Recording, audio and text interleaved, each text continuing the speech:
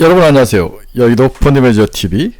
오늘은 트럼프 2기 시대에 돈 버는 방법에 대해서 같이 연구를 해봅시다. 어떻게 돈을 벌어야 되는가? 그렇다면 기본적으로 트럼프 2기 시대의 특징은 뭔가를 이해를 해야 되죠. 그리고 그들이 추구하는 그 전략과 방향, 심지어는 철학이 있는지 없는지는 모르지만 principle, philosophy, 이들이 어떤 방향을 지향하는지 그 지향점에 대한 이해가 필요한 거죠. 네, 그렇게 해야 돈을 벌 수 있다. 그래서 트럼프 2기 시대에는 새로운 사람, 굉장히 기존의 바이든 시대라 이런 그 전통 시대의 리더가 아닌 새로운 시대의 사람이 먼저 시장에 나타났고, 그들이 시장을 바꾸는 방식과 생각하는 방식이 완전히 과거와는 다른 모습. 물론 이제 앨런 머스크는 과거의 사람이자 또 미래의 사람, 현재의 사람이자 미래의 사람을 세 가지 속성을 다 가지고 있는데, 현재 앨런 머스크가 미래의 모습으로 트럼프 2기를 디자인하는 디자이너스의 모습으로 나오는 거죠. 반면 젠슨 왕과 같은 사람은 과거의 사람으로 사라질 가능성이 굉장히 높아 보입니다. 새로운 자산의 시대가 도래한 것은 100% 맞다. 그 대표적인 게 비트코인인 거죠. 그 대표적인 비트코인. 따라서 비트코인이 시장을 횡행했는데 이게 추가로 시장에서 더 상승할 것인지, 또한 비트코인 이외의 어떤 새로운 뭐가 시장에 들어올 것인지, 여기에 대해서 우리가 공부를 하고 포커스를 맞추고 관심을 갖는다면 충분히 돈 벌 수 있다. 그래서 일단 비트코인이라는 것은 우리가 다 아는 이야기. 그 다음에 제 눈에 들어오는 것은 데이터다. 데이터. 이 데이터를 살아 숨쉬게 움직이는 그러한 시대가 됐다. 다시 한번.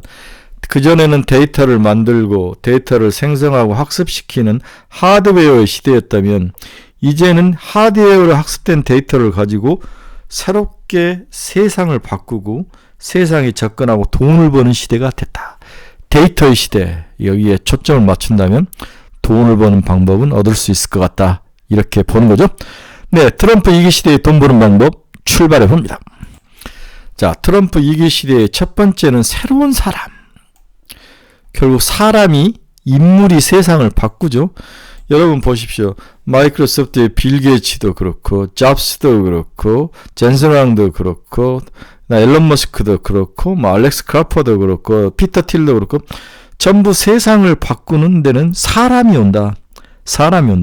삼성의 이재용이는 이런 세상을 바꿀 만한 인물은 아니라는 거죠. 네. 따라서 트럼프 2기 미국에 새 사람들이 출현하기 시작했다. 네, 새 사람. 새로운 사람. 그런데 그 사람들이 과거와 다른 철학과 프린시플과 전략을 가지고 세상을 뒤집어 놓기 시작했다는 거죠.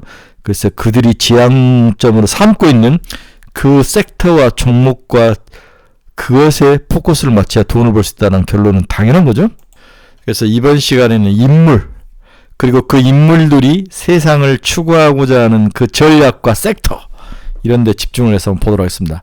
AFPI라는 단체가 있는데, AFPI는 트럼프 1기 당시 백악관 자문기관인 국내정책위원회 국장이었던 브룩 롤린스 등 최측근 인사들이 2021년 만들었습니다.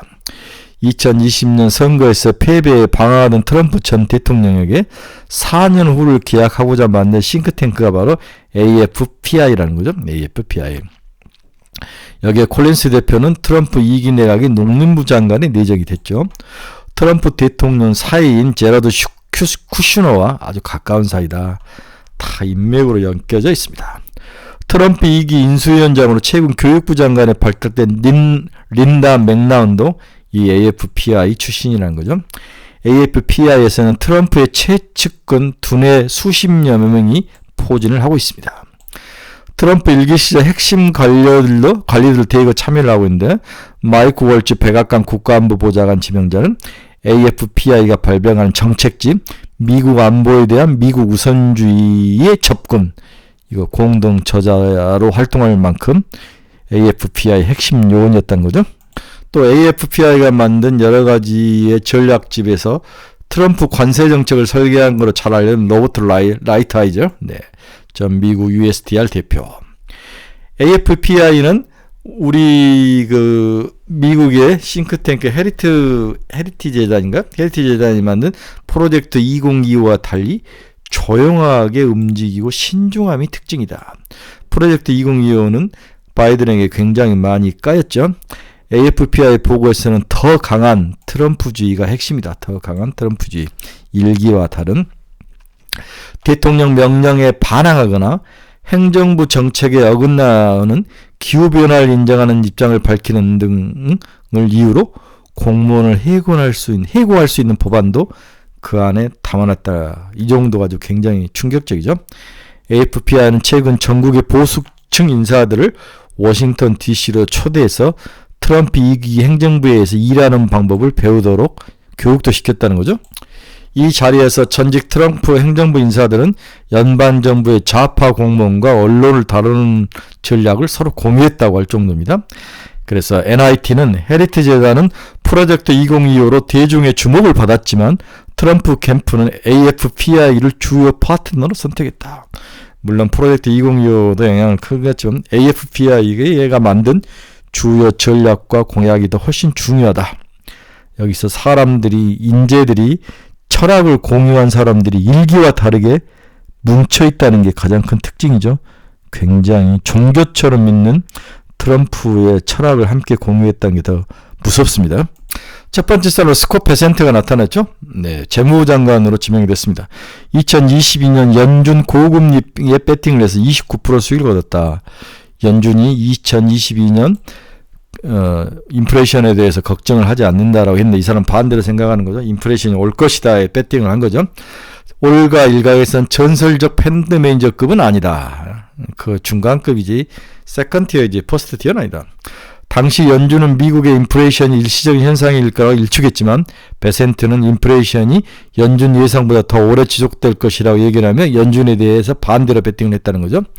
채권과 그간 평가 가치가 부풀려진 기술 기업에 대해서 공매도를 했다. 이렇게 해서 수익을 냈는데 2015년 이후 수익률은 보통 한 자릿수 정도 너무 평범한 매니저였다는 거죠. 이분은 또 성소수자이고 1991년 소로스 펀드에서 일했 경험은 있습니다. 그러나 A급은 아니었다. 그런데 이제 베센트가 여기에 트럼프 정부의 2기에 가장 중요한 자리인 재무부 장관에 임명이 됐다는 거죠. 네, 컨트롤 타워 역할을 할 것 같습니다. 그 다음에 국방부 장관으로 임명된 피터 헤그세스. 이야, 어떻게 방송국의 앵커를 한 사람을 국방장관을 시킬 수 있을까? 장군 출신도 아니고 나중에 큰 문제 일으킬 것 같아요. 마이클 월츠, 이 사람은 안보보장 유명하신 분이고 이 사람은 준비가 많이 된 사람이죠. 조지 W 부시에서 행정부 국방정책국장을 지내고 중동 아프리카 전투 그린벨의 출신, 2018년 플로리다 연방 하원의원, 하원 군사인의 준비 태세 소위원장. 이 사람은 나름대로 준비가 된 사람입니다. 그러면 트럼프의 인물들의 가장 큰 단점은 피터 틸과 같은 금융 쪽에서 큰 사람과 그 다음에 이제 이렇게 잡스럽게 큰 사람들 간의 컴플렉, 뭔가 헤게모니 싸움, 자기들끼리 자중질환할 싸움이 있다. 심지어는 저는 앨런 머스크하고 다음에 트럼프가 6개월 이상 가지 못할 것이다. 저는 내년이면 둘이 싸움 나서 둘 중에 하나는 그만둘 것이다.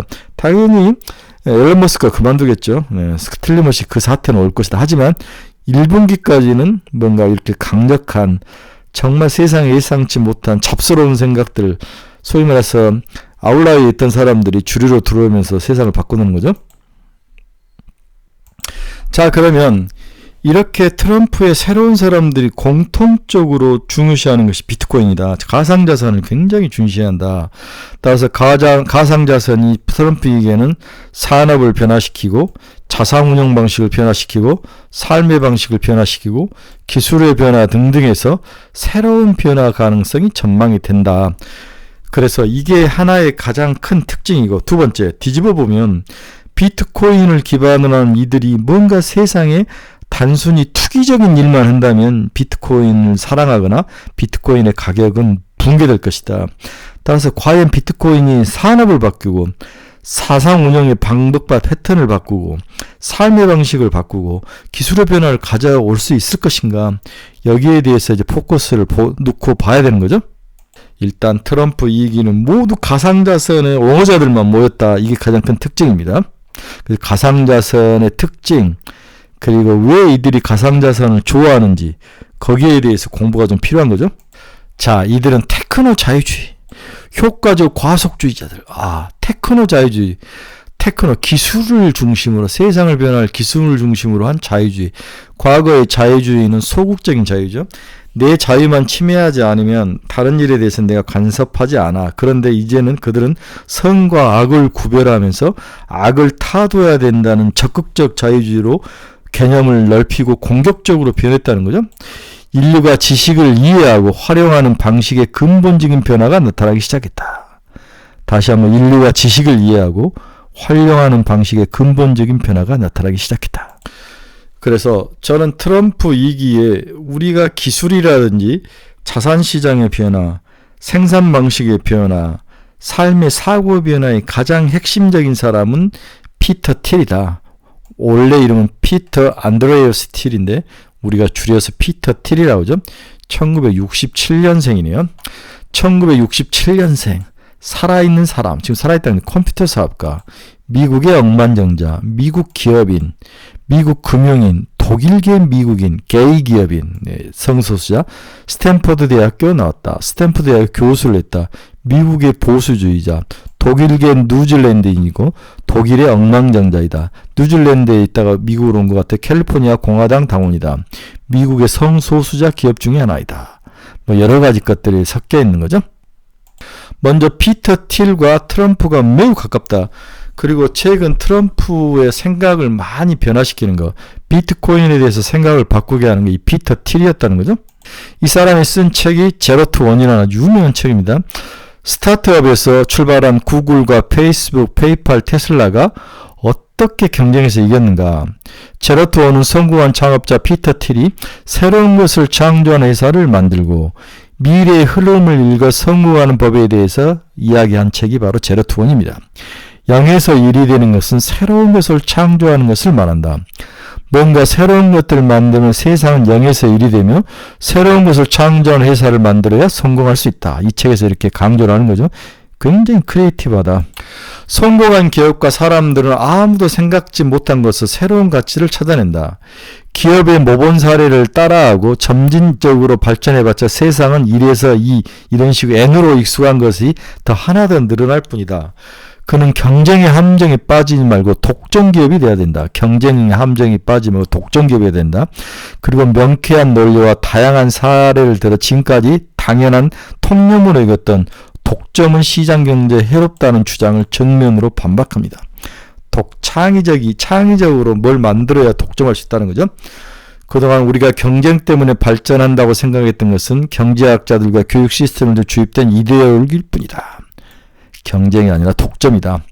오늘날은 독점 기업이란 남들이 할 수 없는 것을 해내는 만큼 딱 그만큼만 성공할 수 있기 때문에 더 이상 독점은 예외적인 현상이 아니며 성공하는 기업의 특징이다. 그러면 이제 이런 사람들이 세상 변화의 리더가 됐으면 독점하는 기업을 찾아서 그 독점하는 기업에 투자를 해야 되는 거죠. 아시겠습니까? 여럿이 경쟁사에서 복잡하는 기업들은 버리고 아무도 없는 분야에 독자적으로 창의해서 과점하는 회사, 독점하는 기업을 찾아야 되는 거예요. 이 책에서는 그동안 제대로 알지 못했던 독점 기업들의 본질을 확실하게 보여준다. 창조적 독점을 하는 기업을 사야 된다. 이게 이제 트럼프 2기에 우리가 투자를 해야 될 기업들의 첫 번째 과제, 독점하는 기업을 찾아서 독점하는 기업에 투자를 해야 된다. NIT는 2016년 대선 때 트럼프의 최대 후원자가 이 피터 틸이었다는 거죠.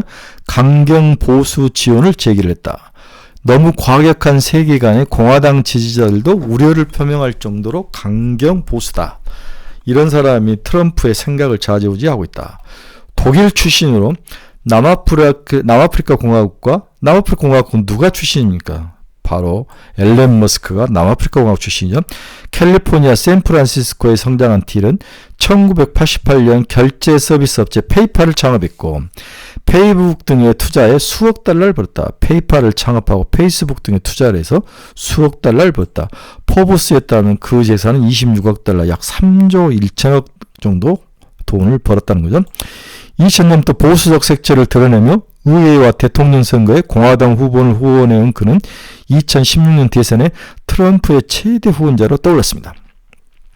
그는 아무처럼 알기 어려운 투자자지만 기존 제도와 세계화는 실패했고 현재 이민 정책이 중산층을 약탈하고 있으며 미국 연방기관들은 해체돼야 한다는 세계관으로 움직이고 있다. 미국 연방기관들은 해체돼야 한다. 대표적인 게 FOMC라는 거죠. 그 다음에 SEC 같은 것들. 그는 최근 최소 6개의 보수 및 자유지상주의 행사에 참석해 중국 공산당과 거대 기술 기업을 비난하고 기후변화와 과학의 의문을 제기하면서 자기의 생각을 드러내기 시작했다. 그는 기존 기관 내 극단적 독단주의가 미국을 후퇴시켰다고 문제를 제기하고 있다. 기존 기관 내. 그러니까 기존의 어떤 FOMC라든지 이런 것들이 미국을 후퇴시키고 기후변화 협의체라든지 이런 것들, 이런 극단주의자들이 세상을 망가뜨렸다고 보는 거죠. 자, 그러면 이 피터 틸이 트럼프에게 부통령으로 이렇게 권유한 사람이 여러분 잘 아는 J.D. 벤스죠. 네, J.D. 벤스 부통령. 실리콘밸리의 가장 성공한 투자 중에 한 사람이 J.D. 벤스인데 여기에 배팅을 했다는 거죠. J.D. 벤스 부상과 함께 피터 틸이 그 뒤에서 움직이고 좌지우지하고 있다. 페이팔 창업자이자 페이스북 투자자이기도 한 피터 틸. 네. 실리콘밸리의 벤스의 멘토이자 부통령 벤스의 멘토이자 정치적 후견인 역할을 합니다. 그러니까 당연히 피터 틸의 생각을 많이 담을 수밖에 없죠. J.D. 벤스 부통령과 틸의 13년 전에 서로 만났다. 군 복무 예일대이 로스쿨에서 재학 중이던 벤스 부통령은 틸의 강연을 듣게 됩니다.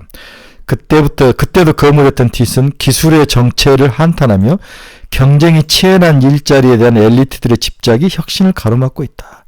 경쟁이 치열한 데서 자기의 학력이나 이 네트워크를 가지고 돈을 먹는 이들이 경쟁을 방해하고 있다. 창조해야 된다. 벤스는 이를 대학원 재학 중 가장 중요한 순간이라고 표현을 할 정도죠. 틸을 내가 만난 아마도 가장 똑똑한 사람이다. 이렇게 하면서 확 빠져야 되는 거죠. 원래 이제 민주당 지지자였는데 공화당 지지자로 다 가버린 거죠. 네.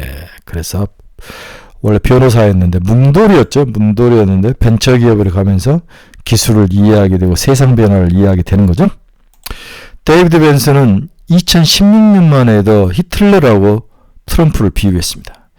2021년 오하이주 상원의 출마를 발표할 무렵 메가 공화당원으로 바뀐 거죠. 미국을 다시 위대하게. 이는 틸과 수년간의 대화를 통해 생각이 바뀐 거다. 이렇게 보고 있습니다. 자, 다시 그러면 정리를 해서 피터 틸이 트럼프와 벤스의 투자한 목적은 뭔가?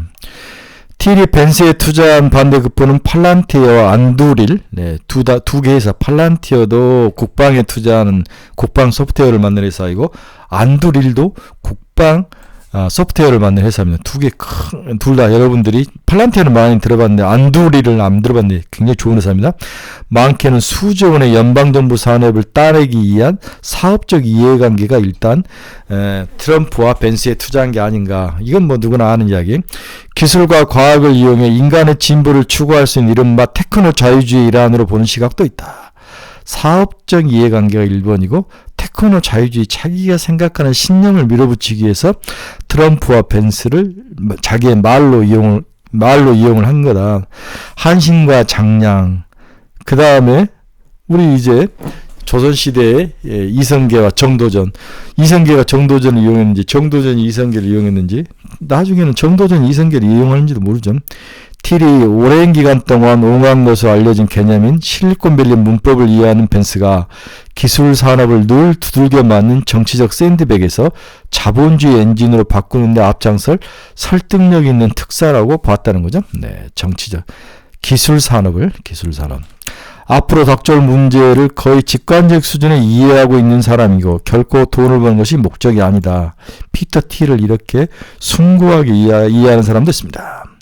핵무기를 개발한 맨하탄 프로젝트와 같은 대규모 이니시어티브를 수행하던 정부가 이제는 더 이상 만들지 못하는 새로운 기술을 만드는 것이 이들의 목적이다. 뭔가 우리가 모르는 고차원적인 필로소피가 있는 게 아닐까 그런 생각을 해보는 거죠. 특히 이 피터 틸은 국방 AI 기업을 창업하거나 미국 첨단 제조업의 후원을 적극적으로 나서고 있습니다. 국방.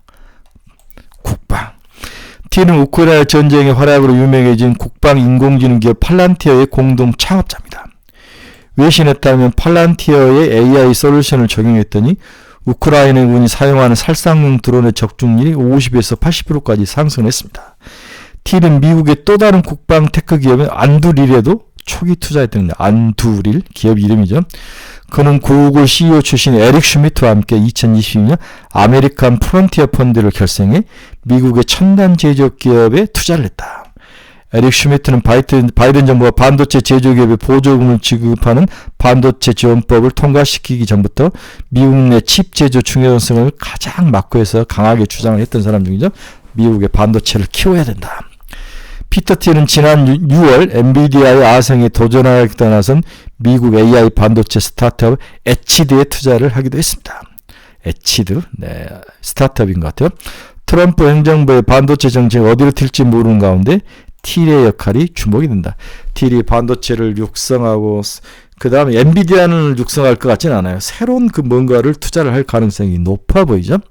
네, 이렇게 된다면 우리나라 반도체 시장에는 기회일 수도 있고 또한 더 위기로 갈 수도 있는데 저는 기회가 뭘 만들든지 D램의 커스터마이즈 D램 삼성이 지금 추구하는 건 그건데 그 시대가 오시면 삼성이 좀 유리하지 않을까 저는 개인적으로 그런 생각을 합니다. 뭘 하든지 D램은 필요하니까요. 또 피터 틸은 10년 전에 한미 반도체에 투자를 하기도 했습니다. 크레스앤더 에쿼리 파트너라는 것에 투자를 해가지고 HPSP와 서진 시스템 등에 투자를 해서 지분을 가지고 있는 그러한 한국과 관련된 투자이기도 합니다. 그래서 피터 틸은 가상화폐의 최대적인 오렌 버핏이라고 욕을 하는 거죠. 버핏은 오마바에서 온 소시오패스 할아버지다.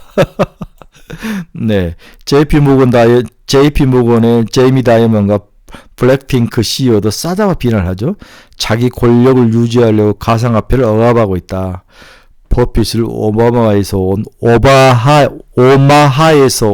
오바마가 아니라 오마하에서 온 소시오패스다 이렇게 욕을 하고 있습니다. 그래서 이들이 생각하는 그 가상자산은 기존의 것들을 인정하지 않고 새로운 어떤 상품에 대한 그들의 생각과 철학을 집대성할 수 있는 그 무엇을 전부 가상자산을 통해서 옹호를 하고 있는 거죠. 자, 첫 번째 시간에는 트럼프 2기 정부의 돈 버는 방법 첫 번째는 독점하는 기업을 찾아라. 창의력을 가지고 독점하고 있는 기업 그리고 이제 독점을 하려고 나타나는 기업을 찾아야 된다. 그렇죠. 그리고 국방에 관련 것들 소프트웨어, 하드웨어가 아니고 소프트웨어 기존의 거대 하드웨어인 엔비디아 이런 시대가 이제 끝이 났다는 거죠. 새로운 그 무엇 이들이 추구하는 그 무엇이 있다는 거죠. 네, 여기에 관심을 가져야만 돈을 벌 수 있다. 첫 번째 시간의 주제였습니다. 네, 여러분 중에서 투자의 방향에서 잃어버리신 분들 저희 카페로 들어오십시오. 가지고 있는 종목에 대한 상담이 필요하신 분, 관심 종목이 필요하신 분 저희 카페 주소 치고 들어오시면 좋은 자료를 볼 수가 있습니다. 유료니까 충분히 생각하시고 들어오시기 바랍니다. 네, 오늘은 첫 시간에 트럼프 2기 시대의 돈 버는 방법이 뭐냐 이거에 대해서 한번 같이 나눠봤습니다. 두 번째 시간부터는 좀 더 깊게 구체적으로 들어가 보도록 하겠습니다. 여러분 두 번째 시간에서 뵙도록 하겠습니다. 감사합니다.